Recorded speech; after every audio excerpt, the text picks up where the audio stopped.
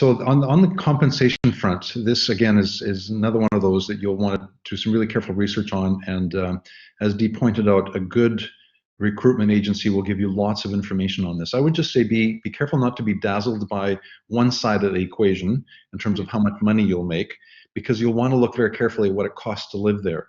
The ultimate question is, what kind of a disposable income do you have?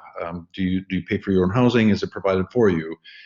If you want to travel, how much does it cost? If you want to eat out, how much does it cost? What are some of the sort of the luxury things like, alcohol is that highly, highly taxed? And is that going to be something that's going to be really hard to, have a glass of wine at a meal and that sort of thing? You'll want to just take a careful look at not just how much you'll make and what the benefits are like, but also what it costs to live in there, and then what you're able to save as a result of that. But generally speaking, the compensation packages are attractive. You I think would be hard pressed to find a good international school that doesn't rival or excel or exceed what packages would look like, what your salary would look like in a home environment. Yeah, I would say the same. And not all schools are going to pay for your living expenses. It depends on where you are, right? In Tanzania, it was the school owned the apartment building, and we lived there, and it was easy, right? Here, my living expenses are partially paid for by the school. It just depends on where you're going, and again, like Glenn said, making sure that you know what the package is there and thinking about that and what it's going to be like moving to that country. Again, this is where those online expat forums on Facebook and stuff all come in handy, because you can post a question and say, can someone tell me, what is it like to live there in terms of, like, on average, how much is a 2-bedroom apartment going to be for rent? How much does it cost to go out for dinner? Things like that. In Tanzania, it was actually cheaper to go out for dinner sometimes than it was to buy groceries.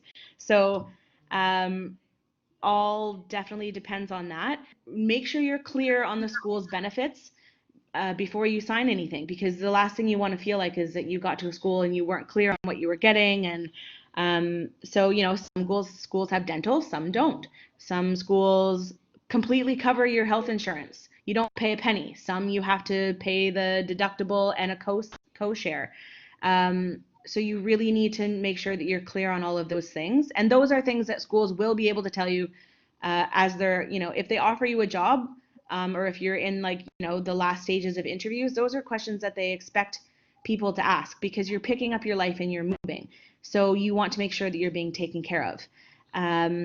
So there are different benefits at different schools. And again, flight allowances. Some schools offer those yearly, some offer them only after the first 2 years of your initial contract, and then yearly after that. It just depends on the school.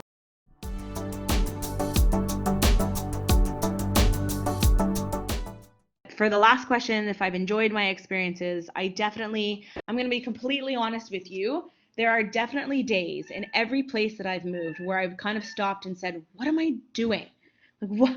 Well, I've moved this far away from home, and and everyone has those days. And depending on where you are, you need to be ready to have days where you feel like nothing's going to go right, right? Like, you can't get this form filled out because you have to go to this person and that person, because it doesn't work the same way as it does when you're, quote, at home. You're going to have those days. But the thing that I found, and the reason I'm still doing this, is because those days are few and far between compared to all the amazing experiences I've got to have. I literally wanted to kind of slap myself in the face last year when my parents came to visit and they said, do you want to go on safari with us? And I was like, no, I've done it a bunch of times. I was kind of like, who says that? Right? That I've been on safari a whole bunch of times now. And the amazing things you get to go and see, and the people you get to meet, and the cultures you get to experience and kind of immerse yourself in I'm definitely not the same person today than I was when I started, because getting this experience and getting to meet so many amazing teachers as well. So personally, I've definitely evolved, and then professionally, I took a chance and went to a new school in the Middle East and helped to open it. So I was, after only about 6 months of experience with the IB, I was developing curriculum and things like that. But it kind of paid my dues into getting into, like, a bigger, more established school as well. So there are definitely more benefits to me than there are costs. But you have to be ready for those days where you miss things. So sorry if you can hear the cat in the background. Welcome to the new world of COVID online experience Right. with the domestic variables. Well, thanks. You've certainly covered that so well. I think I'll just do a real quick snapshot in my case, and I'll use a term that I often bring into a conversation. The stars have to line up for you. And in my case, I'm what's known as an adult third culture kid, or a TCK. I was born overseas, raised overseas, so it's a no-brainer that I just knew we needed to live and work overseas at some point.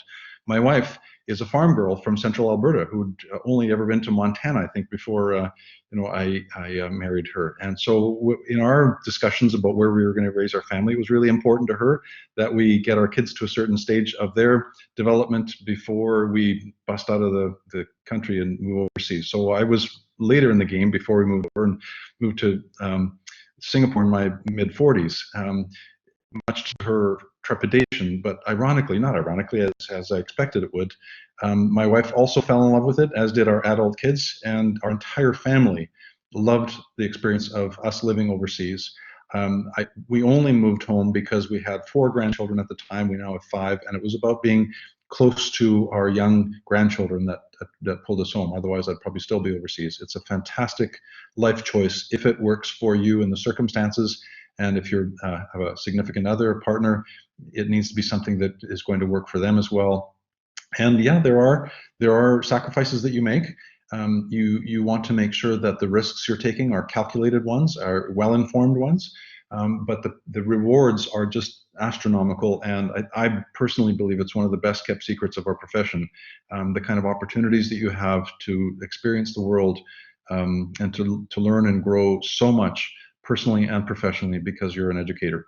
So I really encourage you to think about it, and best of luck to you in exploring and hopefully experiencing an overseas life.